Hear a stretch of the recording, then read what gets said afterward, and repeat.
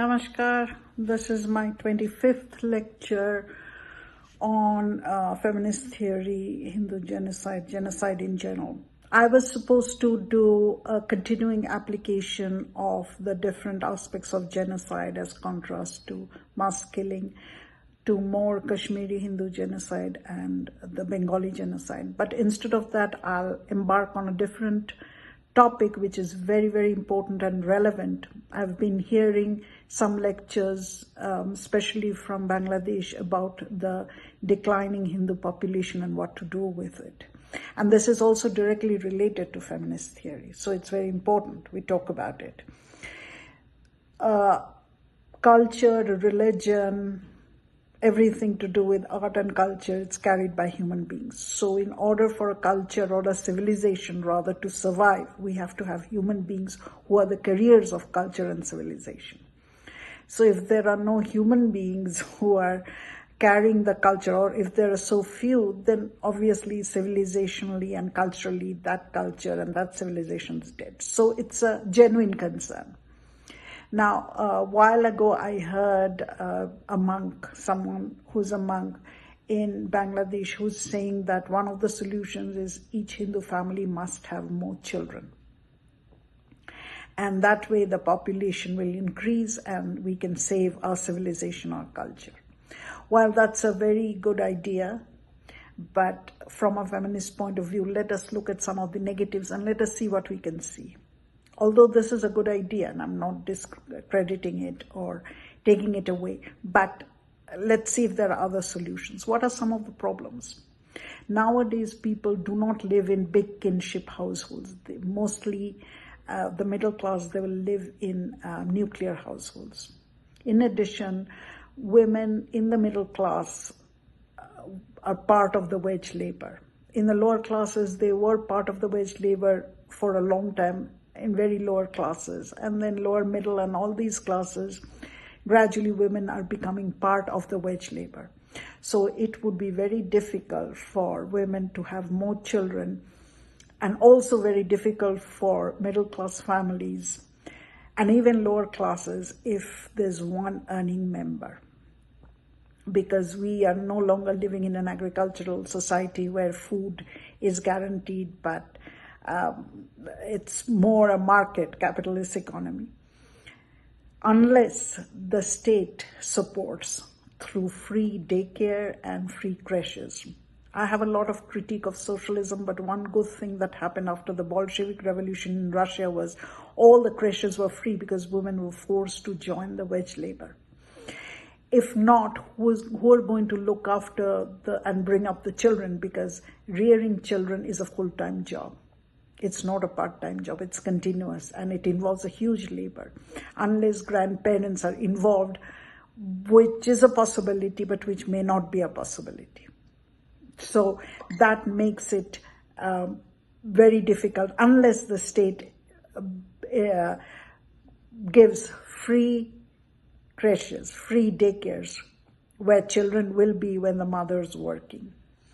Who will give bear the finances for the maternal health and all the care that's needed around children and mother.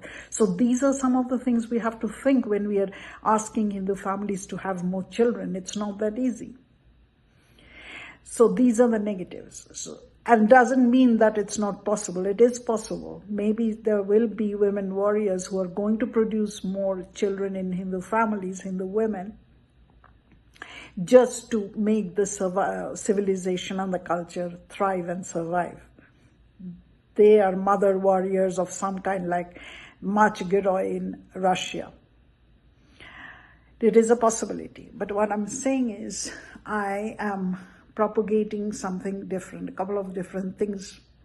First of all, and this may be a little out of the place for many people who are very religious, it's okay to pray to Shiva and Krishna and go to the temple. That's fine. I'm not against it. But what I'm saying is every family should educate their children with science, technology, what we call secular history, and their own civilizational history. It has to be taught in a very logical and scientific way. But science and technology teaching is very important, because once these people are educated, they will be the controllers of society. And whether your civilization is going to last or not will also depend on these people, the powerful people, because we are not going back, we are moving forward. So that's very important. And then the other thing is, and this is a little bit of science fiction, but the other thing is, have we thought about Hindu cyborgs and Hindu robots? They are artificial intelligences who can carry the culture. Now, it sounds very odd. What is a cyborg? In my lecture, I already talked about a cyborg as a half machine, half man, and the concept of robot. It's not so outlandish. There are these concepts in our mythology/history, because those are contested terms, so I'm using both terms. Barbaric was one who, if he fought the Kurukshetra war, everyone would have been decimated, defeated, and so forth. Yeah, so these are possibilities to create, to have more scientific education, to create this whole bunch of armies who would carry the civilization, but they're not necessarily human beings. They're artificial intelligence, robots, and so forth. This is just a science fiction of thought.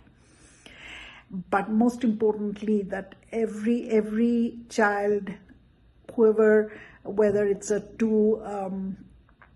two children at home or 4 children, the science education is very important for our civilizational health and for Hindu civilization to survive. Science and technology. Why? Again, we are going back to the same thing, because those who control these kind of control the economic system, the modern capitalist industrial system, and those who do that, they are the ones who are going to be powerful, and they are going to carry the civilization on. But the idea of the cyborg and the robot, who are also going to carry our civilization on, is not a bad idea. In fact, from what, if I understand correctly, because human beings, laborers, unionize in Japan, they had a whole factory of robots. Of course, there are intelligent human beings who are manipulating them. I'm saying something along those lines. And these are science fiction, but they may be true. Again, we have to invest on science, technology, and so forth. And I'm not opposed to people going to the temple, doing puja and so forth. But these have to go. Just doing Krishna Nam is not going to help. See, we have to be practical, because we are fighting a civilizational battle through disseminating population, conversion, and so forth. And of course, then the whole point of conversion, when I talk about Noakhali, I'll talk about how Lemkin never talked about conversion as one of the ways of genocide. In Noakhali, 3.5 lakh people were converted, forced to read the Kalma, and same thing happened in Kashmir. So those are the other ways. So this is a very important lecture that I wanted to bring about, because this was something that was discussed quite a bit in terms of the recent genocide and ethnic cleansing in Bangladesh. So that is my lecture for today. Hope to see you soon. Please subscribe, like, and if you can contribute to our organization, we can continue to going on doing this lecture. Namaskar.